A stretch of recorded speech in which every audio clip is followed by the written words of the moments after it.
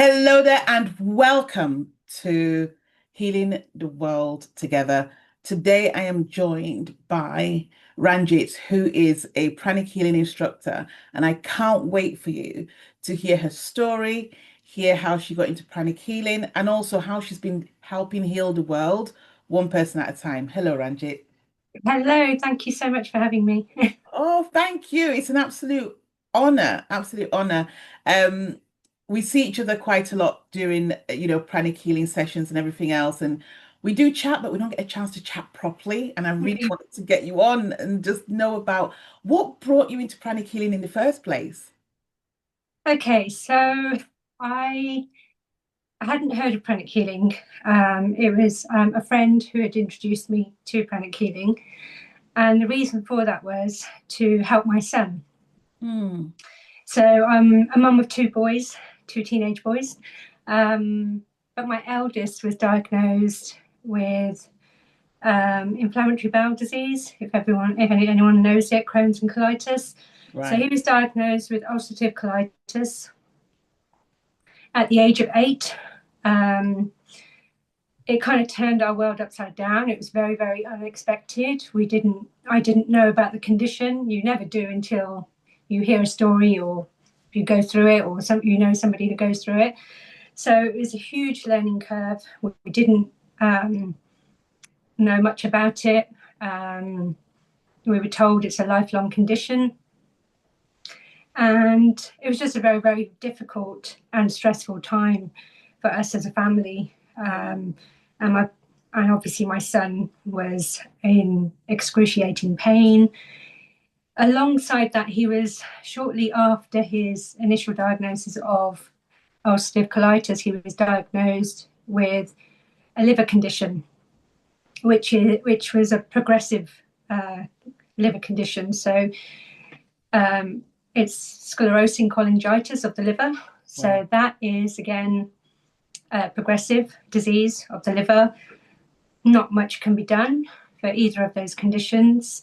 So he was only 8 years old when he was diagnosed. So it was, like I said, a very, very difficult time. He missed a lot of school. He was in a lot of pain. He was on a lot of medication. Hmm. Some of it he couldn't even tolerate. He would literally just bring it up. He couldn't even take the medication. So, and it kind of split my family in half. I was in hospital with my eldest, Hmm. and my husband had to work, obviously. We had to keep that all going. We had to pay our bills, just like everybody else. You have to keep it going.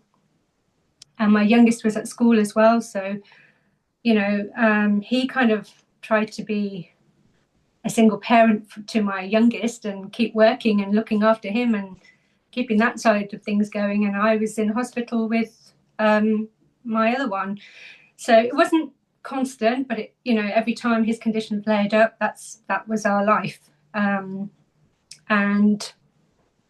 he was under Addenbrooke's in Cambridge, so he was not local to us. So we were over an hour away. So things were just very, very difficult in that sense. So that, yeah, like I said, he missed a lot of school. He was in a lot of pain. And nothing worked, by the way. Anything that the doctors didn't help him with his pain management at all. Um, they did use to help calm the condition down with things like steroids and things like other medication. Hmm. But we eventually got to a point where the medication wasn't helping at all. Right. So his condition became quite aggressive. Okay. Um, and we were told that if it continues to go the way it each and every time he had a flare up of his condition, we were told that if it continues to keep going like that, then we're looking at a stoma bag and a liver transplant. So that's where we were heading. Um,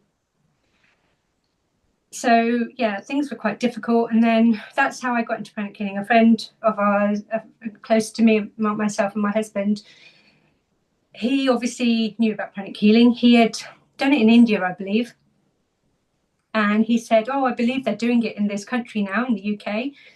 Why don't you just have a look at it?" So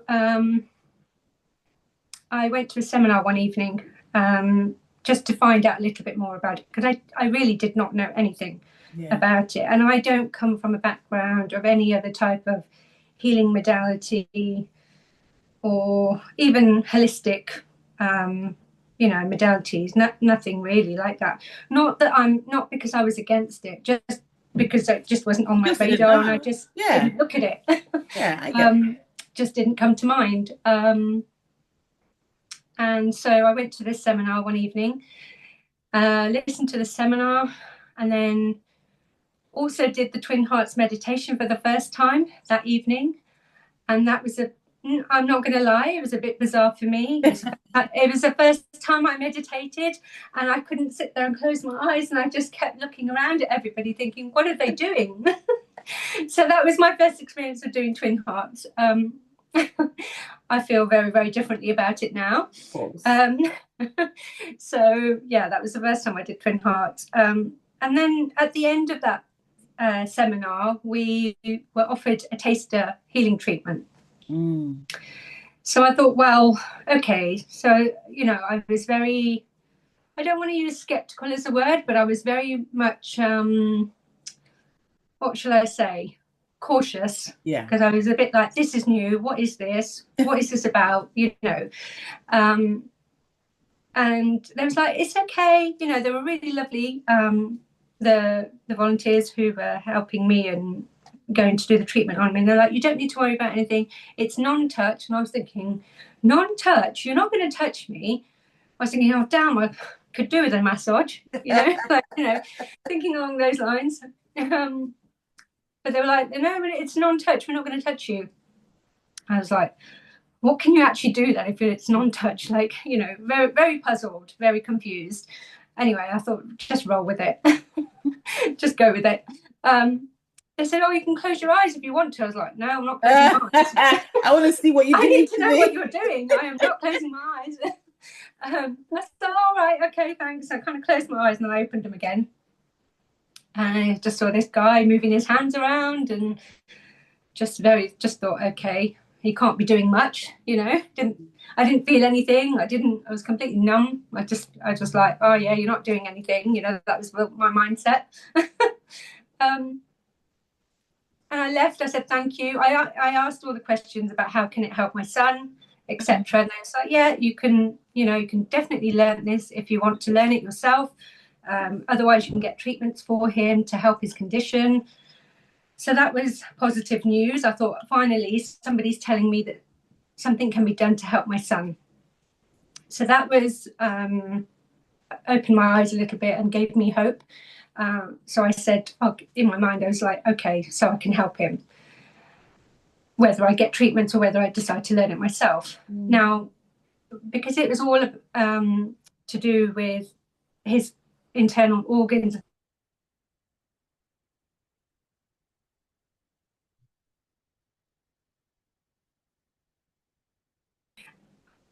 I can't even remember a name that somebody gives me. How am I going to remember certain names? How am I going to remember to do things? And my mind just started to go into overdrive with that. So I was a bit worried. I was like, oh, I don't know if I'm going to be able to do this. And that's how I was thinking. And then, anyway, I went home.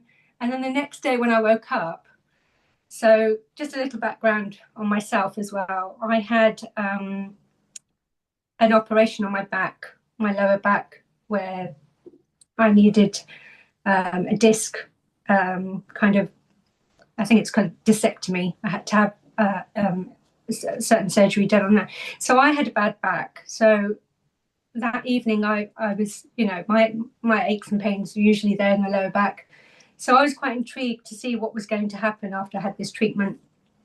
So the next morning when I woke up, that's when I realized, oh my God, my back pain's gone. I was like really sort of stunned, and that sort of lingering ache was always there in the background. So I was like, oh my God, I can't feel it. It's gone.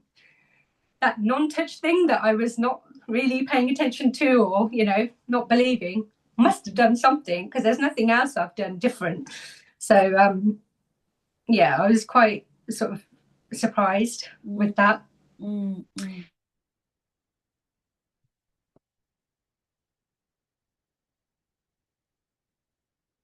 And in my head, I was just like, oh, I'll just do level 1 and see what happens. I probably won't do anything else. I'll just do level 1. Mhm. That'll do. I'll just use whatever I learn on that course and hopefully be able to help my son. And that's how I was thinking. So anyway, at the end of those 2 days, I walked out a very, very different person. Mm. I looked at the world in a very, very different way. Yeah. Excuse me. Yeah, it's all right. You have some water. It's fascinating, isn't it? I mean, I just want to commend you because I don't know how, as a non-parent, I don't know how you navigate an 8-year-old going through all of that. It can't be easy, and I can hear it as you tell the story. It, you know, it's something that I don't think you'll ever forget, but you thank God that pranic healing has come into your life and helped you to manage that. Um, how is your son now, and how has pranic healing helped him in life? He no longer has his condition, either one of them. So Right. in that sense, yes, he's good. Yeah. He's still a teenager. He's still, I knew that was coming. a teenager. He's still trying to figure out life. He's, teenagers, then none of us are perfect, No, and we all make decisions that aren't always the right decisions for us. And that's life. That's part of learning. 100%. So what I would say is he's come a very, very long way Yeah, to where he has been. yeah, But he doesn't have his condition anymore, either one, whether it's the ulcerative colitis or the liver condition. yeah. And that's been validated through his consultants. They have given us that in black and white. Mm. Um, he no longer has any follow-up appointments. We've not heard for over a couple, more than a couple of years now from anybody. So in that sense, yeah, he's doing good.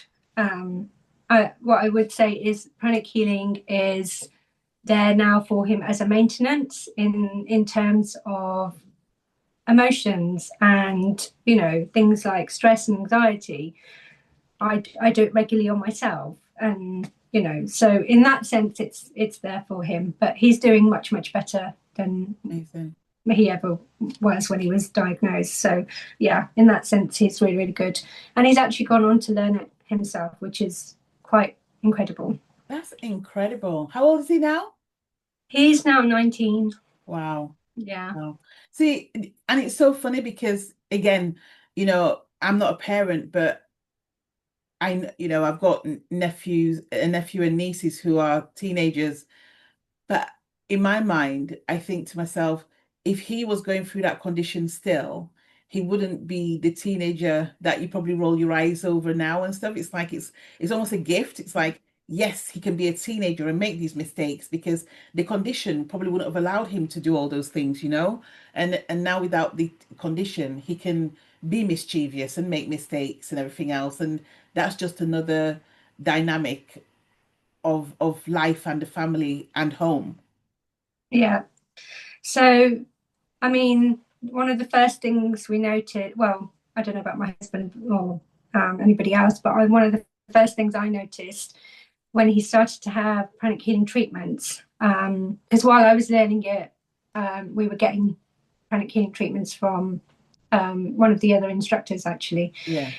So he was having healing done, and in a very short space of time, within, I would say, 1 or 2 sessions, the first thing I noticed was he started to smile because what he was going through either did or had started to rob him of his childhood.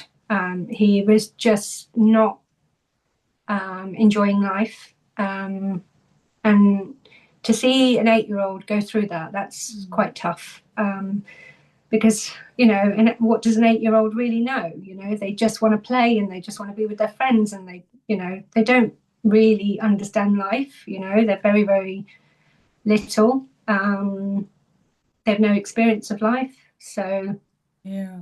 to see him stop smiling and just be sort of miserable and in pain, um, he did start to get very, very angry as well with his condition, Yeah. because there was a lot of, I can't do this, but my brother can. Yeah. There was a lot of that in the family, and that was quite hard to navigate, because trying to keep the balance of keeping things fair, you know, as a parent as well, that was quite difficult. I don't know if we did a good job or not. Well, We just did what you we could at that time. yeah, So yeah, I don't know. you obviously have. It's interesting.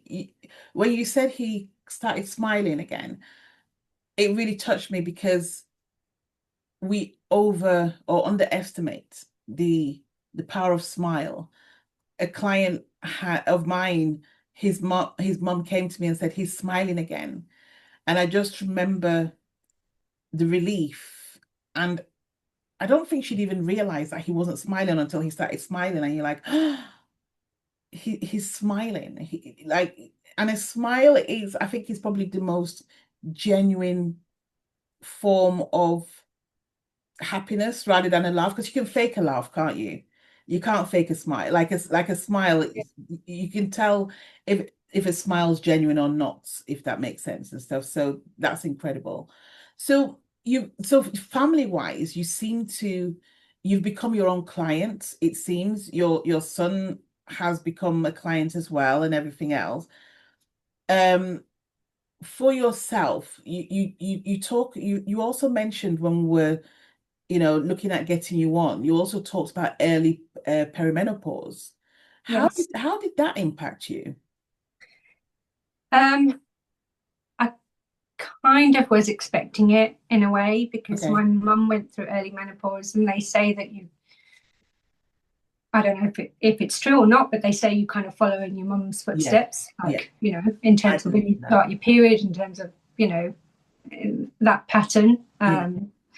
So I kind of thought it might happen. Mm. Um, um, I was a bit of an unusual case, to be honest with you. It didn't quite happen the way it normally does for Okay. others.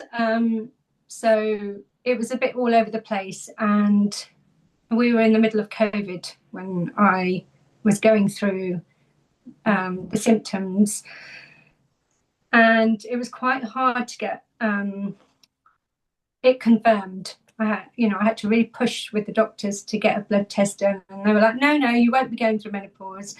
You're too young. And Yeah. I was like, I really had to push. I said, yes, but please, could I have a blood test done, just to, and Mm. because we were in those COVID times, things weren't just, kind of given Yeah. like normally or freely, like they were post menopause, post COVID. So um, it was quite difficult to get to. I really literally had to beg them to say, can I please have this blood test done? So eventually I got my blood test done. They kind of confirmed it. They were a bit shocked, because they just didn't think I was going through it. And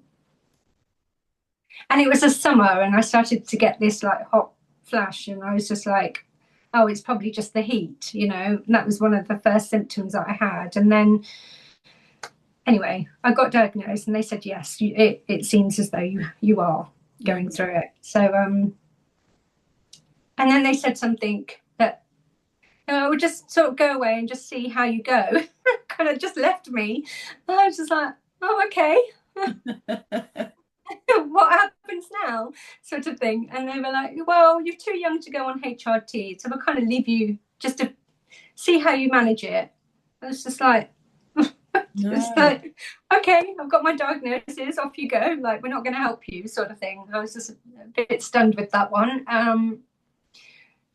But thank God I was doing pranic healing by that point, because I went to go and see my teacher, Yes. and Les Flitcroft. So he did a healing, and he said, yeah, you just need to do this regularly, just like a sort of maintenance thing. So I started to get treatments done, and initially started doing it myself, and then my symptoms got quite severe. Okay. So I would say I probably had every symptom under the book Oh, so okay. it was quite horrendous. Yes, yes. Yeah, so Wow. I was very, very low with it. I found it difficult to get out of bed. I had all the aches and pains. I was probably a nightmare to live with, I would say. Yeah, it was not fun.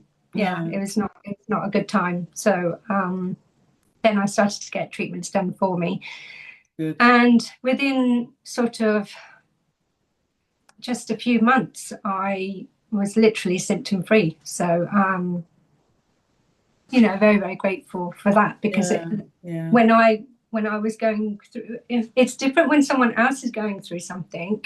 You try to understand what they're going through. Yep. You have empathy, and you don't really know what they're going through because you haven't been through what they're going through. But when it's you going through it, you know exactly how you're feeling, exactly what you're thinking. And I was not in a place, I was quite low when I was going through that. So Yeah. and to see the changes on my journey of my treatment with that was quite remarkable, actually. I remember sitting down once, doing my menopause healing, having the symptoms, feeling really sort of anxious and low mood. And as I'm doing the treatment, in the middle of the treatment, I'm moving my hands, I'm working on myself, and I started to feel it lift Oh, in the middle of my treatment. So that really blew me away. I was just like, oh my God, it's working. Wow, like this. And I just got really, really excited. When I finished my treatment, I ran downstairs to my husband and said, I could feel it. I could feel it.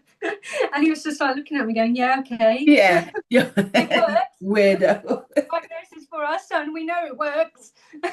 So he was a bit like, why are you questioning it? I was like, I'm not questioning it, but I've just went through it. I felt it. So that was quite funny. Oh, wow. It's you know what? I mean, I didn't have early menopause. I'm still going through the perimenopause, but I remember when I almost became dysfunctional. Like I couldn't do anything. I would sit in front of a computer and just stare at it all day and not do anything.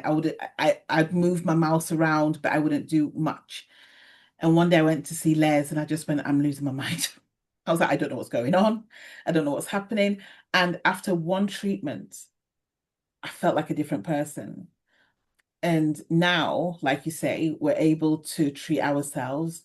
So now, maybe once every 6 months or so, I'll do a healing on myself, like a maintenance and what have you. And I'm not on any medication. Um, I mean, I live on my own, so I don't know if I'm a nightmare to live with, but I actually I actually think I'm doing pretty okay. And to be able to run a business whilst going through all that, because nobody will understand until you experience it, what going through the menopause is like. It can rob you of everything you knew about yourself. So I can't even imagine what you were going through at that age and experiencing it. So my heart to you is all I can say. And it's quite unexpected as well. You don't know when it's coming. no, no, no. It's really funny actually because I say to my sister, my younger sister, I'm like, just be careful, read the books, pay attention to the perimenopause. And she looks at me as if I've fallen from the sky and just said something so atrocious. And I'm like, it's almost like until you experience it, you'll never know. You'll No. never know. And you're right about, in most cases, mirroring the mother. Um, but funnily enough, I went to my mum and I was like, what was your menopause journey like? And incredibly enough, and I think we've spoken to about 4 or 5 different mums of the same generation. they can't remember experiencing the menopause. Oh, wow. Yeah. And I reckon it's probably just a culture thing and stuff. It's almost like I just need to get on with it. So when you say to them, well, what was your menopause like? They go, I don't think I had it. Like, and they look at you almost like, I don't think I'm like, I'll never forget how it made me feel. I tell you that for sure. So, but I do feel our parents are built very, very differently. They were like, I've got everything in life. Nothing's yes, good. Yeah, they just charged through and just, I don't know how they did it, but they just did it. yeah, yeah, No, I don't know about your parents, but my parents are definitely like that. 100%. My mom Yeah, said to me, she goes, nobody would talk about it. And if you read a book on it, you were looked as being odd. So it was almost like you just mask all those emotions. yeah, But again, sometimes I feel as if, Les normally says, if something doesn't get dealt with here, it's gonna have to manifest somewhere else. And I strongly believe that. So it's like somewhere along the line, it will manifest somewhere else into something else and what have you. So yeah, but they just didn't experience it. And I've spoken to mums of, I've got my best friend whose mum's Indian. I've got my mum who's African, spoken to another mum friend, and it's just like, no, we don't remember it. Interesting. I haven't actually asked my mum if she remembers it. Mm, I do remember her being a nightmare when she was going through it. We right. just kept out of her way. We were just like But did you scary know that's what woman. she was experiencing? Yeah, I think she went through pretty much what I went through.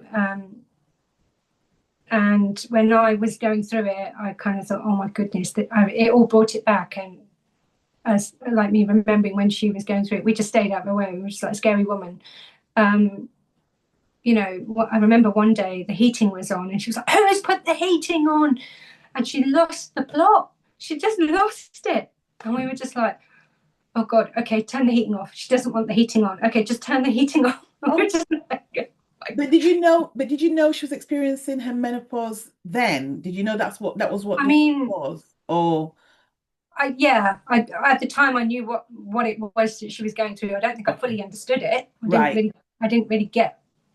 I didn't understand what she's going through. Yeah, Uh, but like I said, it's one of those things when you actually end up going through something. That's when you fully kind of can try to understand or have compassion or that sympathy for what that person's going through. You're not fully going to understand it unless you're going through it. You can try, but you're never yeah. going to get it until you experience what that person's going through. Um, Incredible. yeah, Incredible. So you've done healing for yourself. We've talked about the different things that you've gone through, the different ailments that you've experienced in your life, and now you are an instructor. Congratulations. You're yeah. an instructor. Just for the people out there, for the audience, what's an instructor? What do instructors do that other people don't do?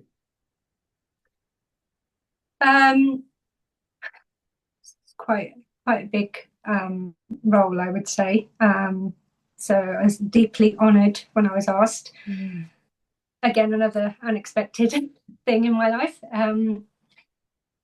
It's you're there to help others on their journey. You've been through your journey, and each and every one of us have been through a different journey. Experienced it in different ways. You're there to help others.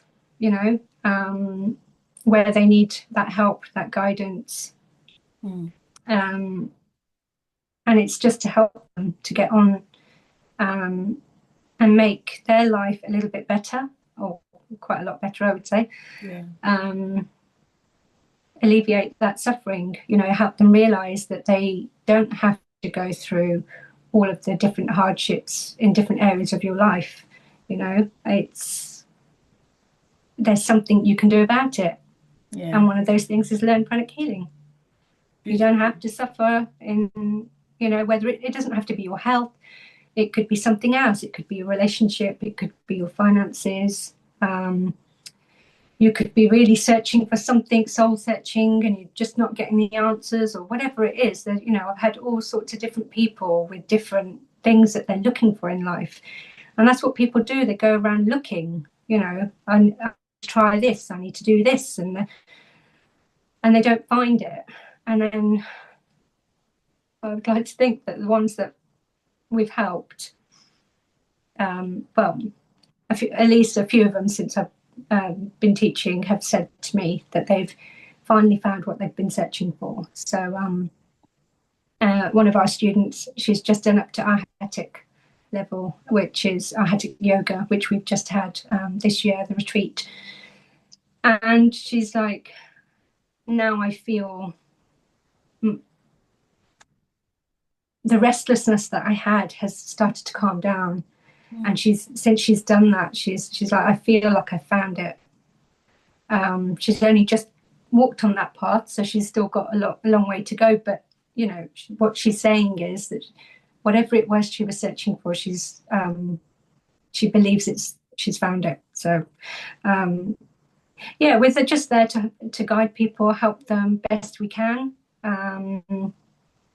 You know, just don't suffer. You know, if there's something that is out of balance in your life, I would say try pranic healing, because you don't, until you've learned it or you've walked through that path, you're not going to know how it's going to help you. 100%. So, and it's going to be different for everybody. So yeah. 100%. So I know that all the instructors have their areas of jurisdiction. What's your area? Where are you based? Predominantly Hertfordshire, and a little bit of Middlesex. Okay. So yeah. Okay. That's Near me. That's near me. I didn't know you were near me. And what have you? Whereabouts are you, Victoria? Enfield. Oh, okay, yeah. We're Yeah. kind of on the border, aren't we? Yeah, on the border and stuff. So have you got any events coming up that you'd love to tell people about? Yes, so I've got my level 1 course, my next one in January. Okay. What day? 24th and 25th of January. 24th, 25th of January. So if anybody's looking to find out a little bit more about it, then yeah, have a look. What we'll do is we'll put all the details at the bottom of this podcast so that you can just go in and reach out to Ranjit and find out more details. But remember, it's January 24th and 25th, 2026. So it's a great way to start the year, that's for sure. And if people want to know more about what you do or be able to just reach out to you and everything else, we can put the link of the institutes at the bottom as well, so they can reach out, because I think your number will be there, or at least your yes, yeah, my details are there. Yeah. Brilliant. It's been an absolute pleasure, and I ask every single pranic healer that comes in, if you had Les here right now, what would you say to him? Immense gratitude, thank you. And to Master Choa, who invented modern pranic healing, just thank you, in your service. Yeah. It's transformed our lives in so many ways. From a personal perspective, I heal my mum every other day, and she lives in Africa, and pranic healing means I don't need to worry. I don't need to think I need to jump on a plane every 2 minutes if she's not well, because I can administer healing from here and make her better and what have you. And that goes for other clients as well, but also family members. So the gratitude is real, that's for sure. Ranjit, it's been a pleasure. Thank you ever so much. Thank you, Victoria, so much. We will see you soon for another incredible podcast. We'll speak to you later.